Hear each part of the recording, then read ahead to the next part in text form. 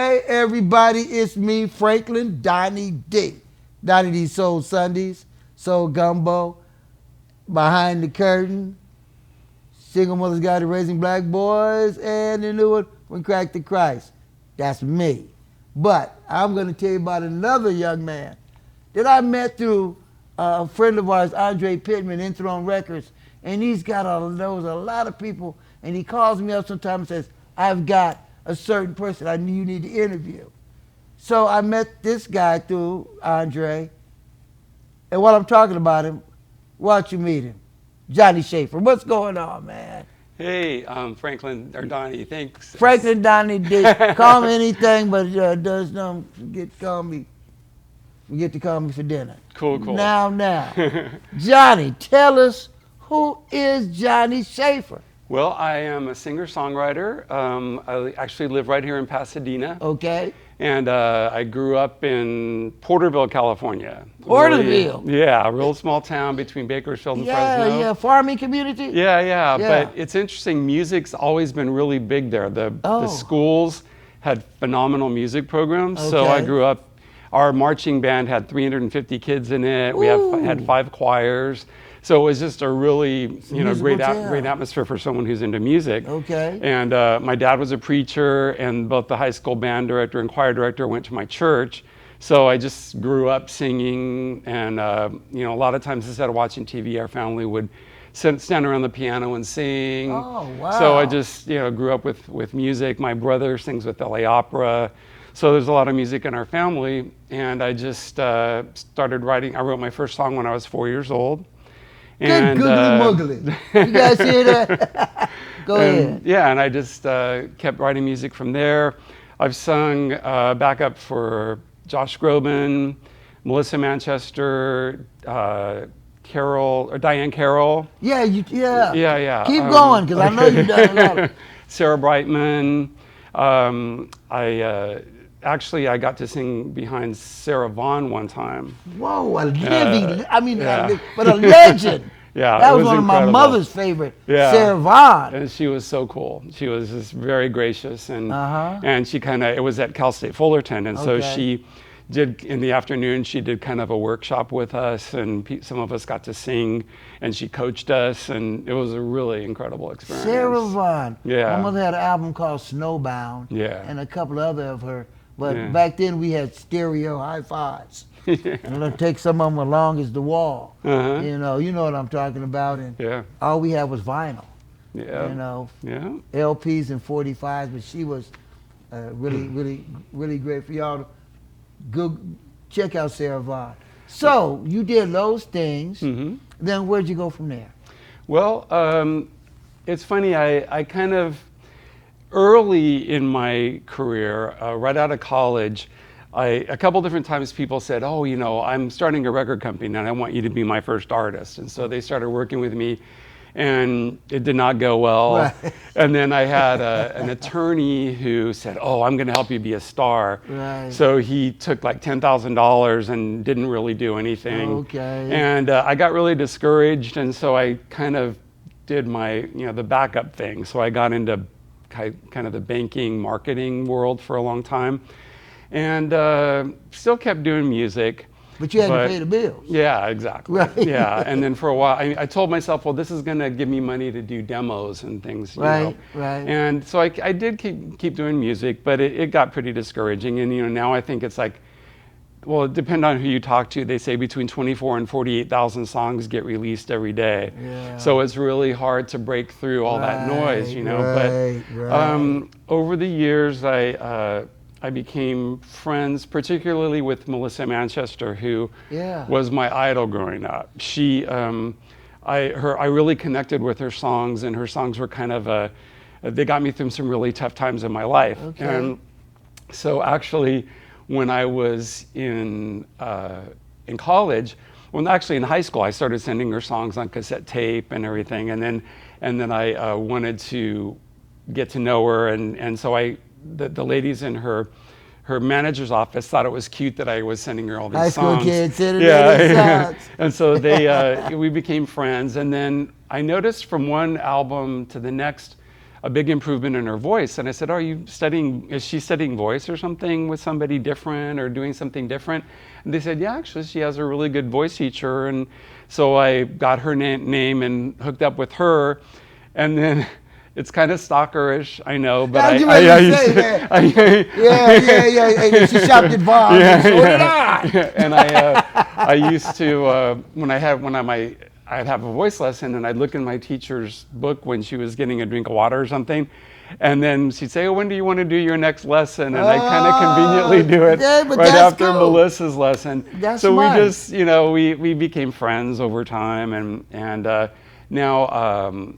I'm married to my videographer, actually. His name's Paco, and he makes all my music videos. And then he started doing her music videos because she did a cover contest, and it was a video contest. So I made a video where I mashed up 2 of her songs. And then we were one of the winners. So I got to sing a duet with her over at the Rose here in Pasadena. The Rose. The Rose.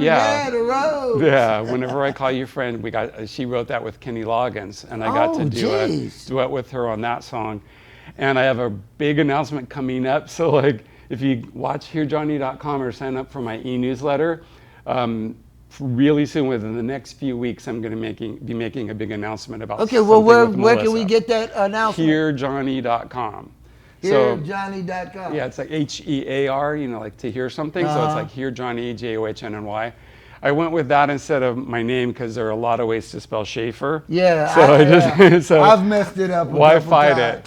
So I just went with Hear Johnny. So, okay. So that's my website, and you had a big announcement coming up. The biggest announcement of my life. And I know it, ladies and gentlemen, but I ain't gonna tell you. Okay. So so that's coming up, and then I released an album back in 2013, very eclectic. I like all different kinds of music. So on that same album, there's a song with a harpist.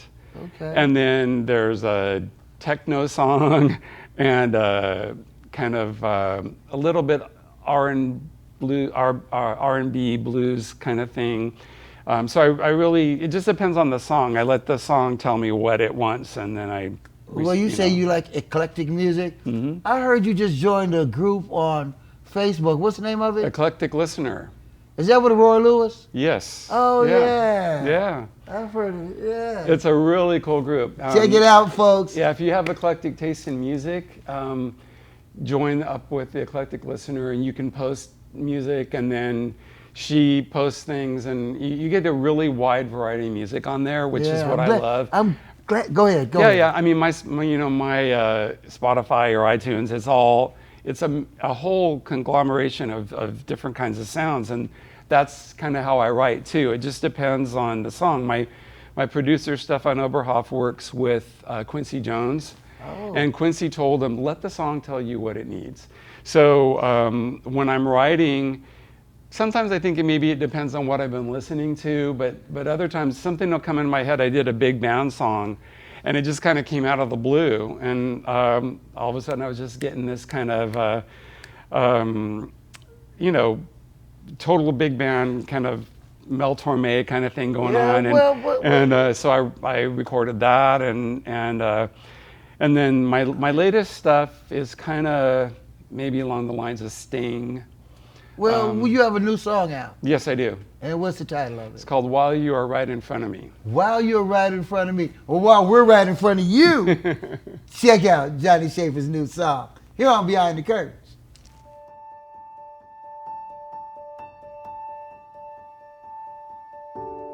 I don't think much about breathing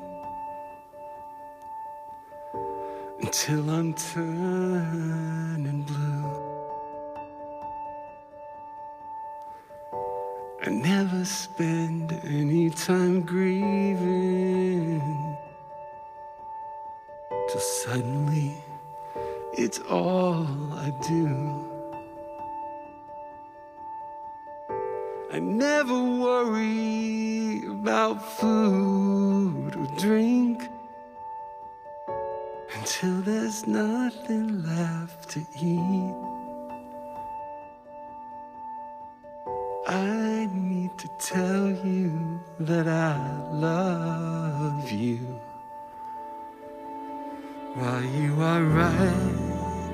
in front of me.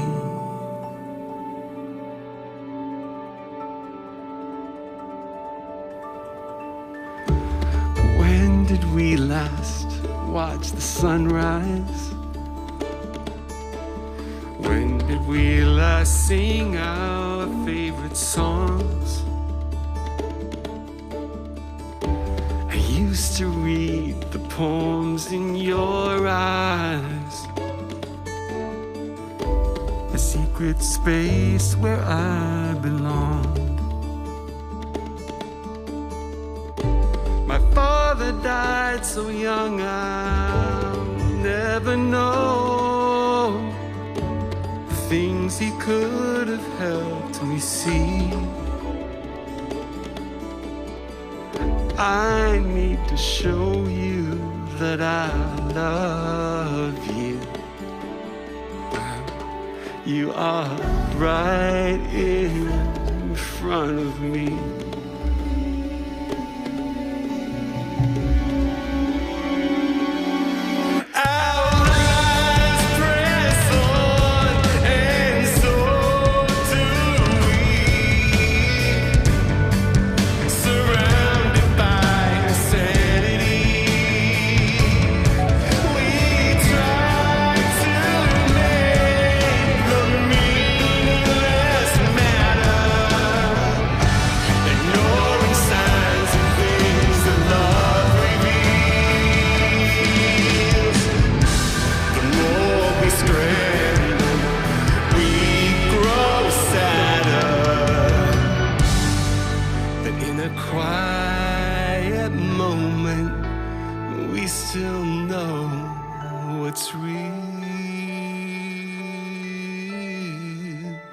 We still know it's real.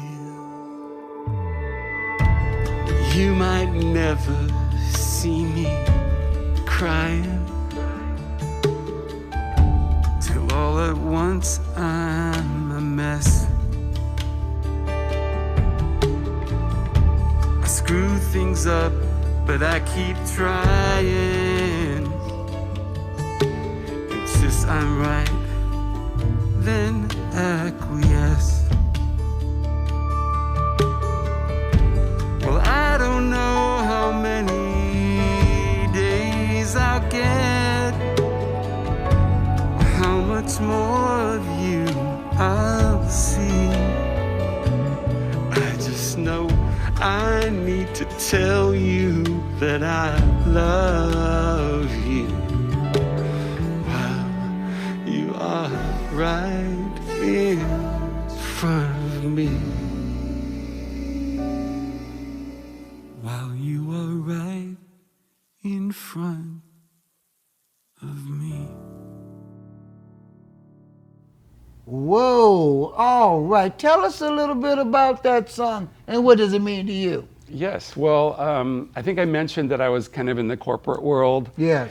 And about 2 years ago, there was kind of a big change in the management where I was working. And I was kind of the last man standing of the old regime. Okay. And I decided to make my LeBron James move, you know, okay, I've been wanting to be a musician since I was 4 years old. I've told people I'm a singer-songwriter. I'm just gonna go for it. So I left that job, and then coincidentally, right around that time, COVID hit. Yeah. And my mother and stepfather both became terminally ill. So they needed some at-home hospice care. So my husband and I went to Olympia, Washington, where they lived, moved in with them, and were their caregivers during most of last year. They died 4 months apart. Oh, sorry. And to hear my mom that. had breast cancer. It was her 4th round of cancer. Oh, my stepdad had heart issues over the years, lots of things going on. But it was a sacred honor to be with them. You were there time. with them. Yeah. You and your husband were there with Yeah. them. You saw them to the end.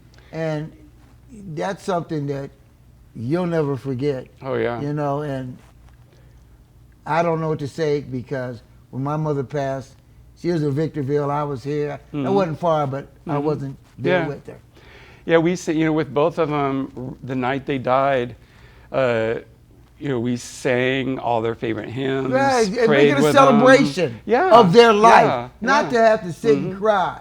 Yeah. Yeah. And but you know what? As we speak, when I talk to Johnny and he's got a new song for me, ladies and gentlemen, I don't know what he gonna send me.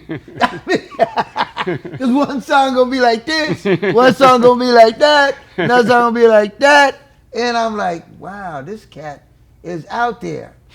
So, as far as COVID, were you doing any live performances before COVID hit? Yeah, I sing at a church. I've been singing at Blessed Sacrament Church in Hollywood since 1982, actually. Okay.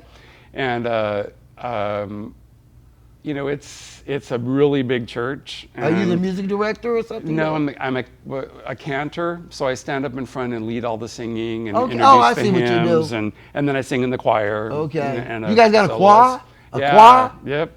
And we're Not a really praise eclectic team. too. Yeah, we do everything from Bach to gospel to pop, because it's Hollywood, so there are like 35 different languages spoken at our church. Right.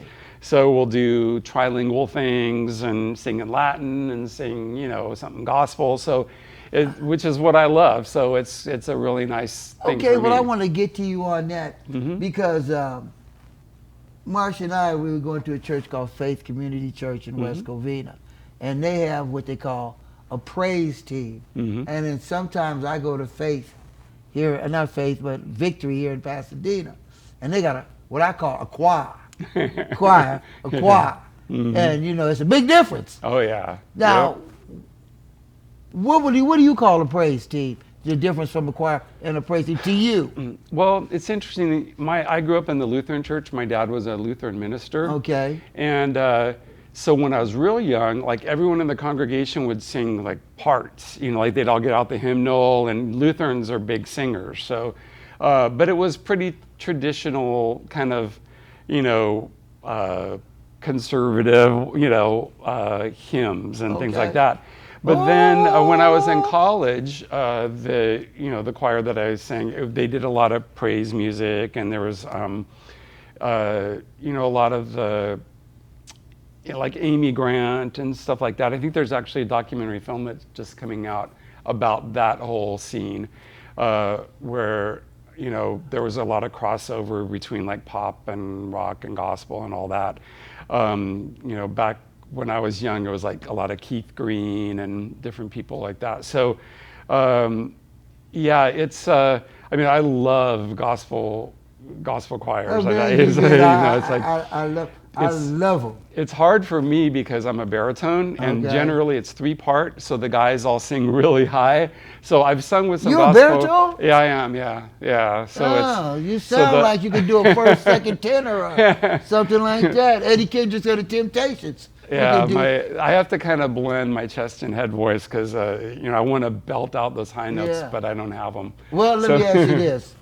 Growing up, we all stood in front of the mirror or, with a comb or brush. Yep. And tried to just to turn the radio on and try to Jump rope. Yeah, who were the people that turned you on, Johnny? Let's see. I like I said, I'm really eclectic. I used to listen to Doesn't matter. Stevie Wonder a Okay. lot. I loved a lot of his songs when I was really small. This is kind of embarrassing, but I was a kid, and the Go ahead. Partridge Family was popular. Hey, the Partridge Family, hey! First person I heard to say that behind the curtain. I love this dude. Keep going, man. So I The used Brady to Bunch? Go Brady- ahead. Yeah. Go ahead. No, so that was my first album, was the Partridge Family album Ah, that I bought. sick of that. Yeah. But yeah, when I started getting a little older, I was really into the Police and Sting. Okay. A lot of the female singer-songwriters, Joni Mitchell, Joni Mitchell. Ricky Lee Jones. Ricky Lee Jones. Oh, I love her writing. She's just Yeah. What was that song she made that was so... Chucky's in Love. Chucky's in... Yeah. Yeah, she's still writing great stuff too. Okay. And so Ricky Lee Jones. I actually have a friend, Teresa Chaduri, who is one of her best friends. So I'm hoping to get to meet her someday through Teresa. But they hang out all the time. So yeah, she's so her writing's just amazing. Okay, well, give me a couple more. Just give us a couple more. Let's because see, since well, you're so eclectic, I mean, yeah, you got stuff coming from everywhere. Yeah. You know, and you put it. You're like gumbo. You put all the ingredients in the pot, man. You know, stir it up. Yeah. And you come out with all kinds of Yeah, great well, taste. and I think that, you know, I was really into Paul Simon. Okay. Again, phenomenal writer. Let's see, other writers. Well, okay, what about bands? Was you a Beatles or the Stones? Oh, yeah. Animals or the groups and bands? Yeah, the Beatles, obviously, yeah. You know, Rolling Stones are cool. More recently, I really like Vampire Weekend, just because. Who is that? Vampire Weekend. Oh. They do a lot of kind of ska and kind of rock, but with kind of a world beat. I really like their lyrics a lot. And what's the name of the group again? Vampire Weekend. I'm gonna have to look them up. Yeah, I really look them up. I like clever lyrics, and you know, where Bob Dylan, you know, he's singing wise, he's interesting, but just you know, his poet, lyrics man. are so This guy was amazing. the poet, man. Yeah. He, you know, he put all that fantastic thought in his poetry, and then put a guitar and a harmonica to it. Yeah. You know. Now, did you ever like Prince? Oh, of course. Yeah. You know he's got a new album out. Yeah. It's Welcome to America Part 2. Oh, nice. It just came out about a month ago. Yeah. And it was recorded in 2010. You get a chance, check it out. Yeah, he's, you know, when you talk about being eclectic and trying new things, I was just always so amazed at how he was always pushing the envelope and trying new things, and you know, I mean, his guitar playing and his, you know, his dancing, his singing. Yeah, he was the full package, right? You know, and I don't like it when people want to compare him to Michael Jackson. Yeah. That's apples and oranges. Oh, man. totally, yeah. It's not, you know. Yeah, that whole comparing people thing, it's just, you know, let people be who they are, and you know, I mean, there are artists that I love that I could just never emulate, but then we already have that person. So, you know, I can be myself. You got to be Johnny. You know? Yeah, exactly. You know, I can relate to that. Somebody was looking at the show and had on them big blue glasses and these shoes. And they said, why you wear that on the TV? I said, well, first of all, I'm not coming with a suit and tie. Yeah. I'm not like everybody else. If you turn into channels and you see this black man with dreadlocks, big funny glasses and shoes, you gonna stop and check, you know, got your attention. Yeah. But you gotta be you, man. Yeah. You can't be Johnny Mathis. Yeah. You gotta be Johnny Schaefer, man. Yeah. They already got a Johnny Mathis. Yeah. They already got a Prince. And vocally, there are things that I love when I hear them, but I can't do them, you know. But then there are things that I can probably do that other people can't. So, you know, that's variety's the spice of life. Yeah. And, you know, and that's what I love about, you know, so many different musicians out there, you know, that you can get this from this person and that from that person.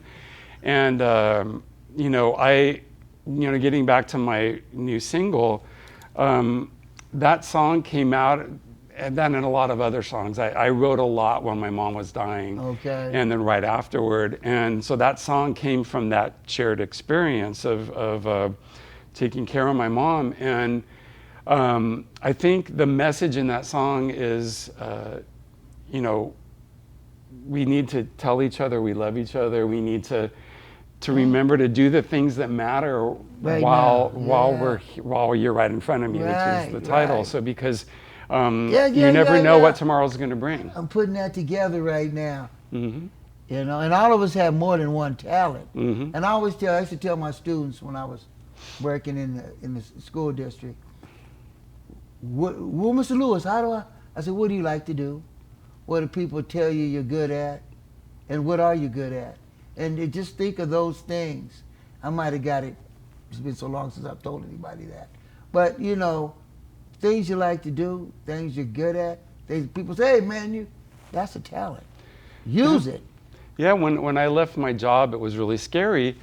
And I just decided, you know, you always hear about giving your life to God and giving your talents to God. And so I just said, okay, this is kind of scary, but Grace Jones has that song, Scary But Fun. You know, it's like, oh, okay, I don't know where this Grace is going to go, Jones. but you know what? You either believe this stuff or you don't. So I'm just going to trust and show up and ask every day, okay, what am I supposed to do now? And so with each day, that's what I've done. And doors started opening up. And I have a friend who's a Buddhist monk, and she says, you know, pay attention to what doors open and what doors close. Wow. And I started doing that, and yeah, music doors just kept opening, and I kept meeting more people and doing what I love, and it seems to be going well. So, but you know, you're so right. Look at him, ladies and gentlemen, sitting here with us. I'm behind the curtain today. See how them doors open? But you know, I'm just joking around, folks. Yeah. But it's so true. Mm-hmm. God wouldn't, you know, here I go preaching again at the end of a show. Did that last week. But God wouldn't take you give you talents and put you out there to do something with them and not have you succeed in it. Right. I don't see that. Yeah. I don't see that. Yeah. You know, so if he gives you that talent and you're out there working it, you're going to get there eventually. Don't give up. Don't let the enemy give. And people, you ain't no good. Man, who told you can sing? You know, haters are. Yeah. Haters are going to always be haters. Yeah. They're going to come and tell you about. And a lot of people give up because of haters. Oh, yeah. You know. Well, and there's self-hate too. Yeah, you know, people sabotage that's true. their, Tell us about it. Have you experienced that? Oh, well, yeah. I mean, because for me being gay, I fought it till I was 23. Okay. And it was really hard for me. I thought, I was afraid I was the Antichrist. I went through a lot, and I went to counseling and just prayed about it. And finally, a minister was my counselor, and he said, you know, because I went to him and I said, you got to help me stop being gay. And he says, why don't we just let God take this where it's supposed to go? And, the message that came to me was that God loved me exactly how I am. And I have this incredible man in my life I've been married to for 7 years now, and he makes my music videos. And it taught my family and myself and people around me things about love that I don't think we would have learned any other way. Yeah, right. Because, God doesn't make junk. And so, before we got to go, I want to hit on that what you said when you went to the minister and said, help me stop being gay. Mm-hmm. Well, see, there was a time when me and my little friends growing up didn't want to be black. Mm. God, why am I black? Because there was so much pain involved in growing up being black, especially some of my friends from down south. Yeah. So I can relate to that. Yeah. But like you said, God don't make junk. Right. He don't make trash. Right. It's only man who makes you think that because if you're different from him, you ain't no good.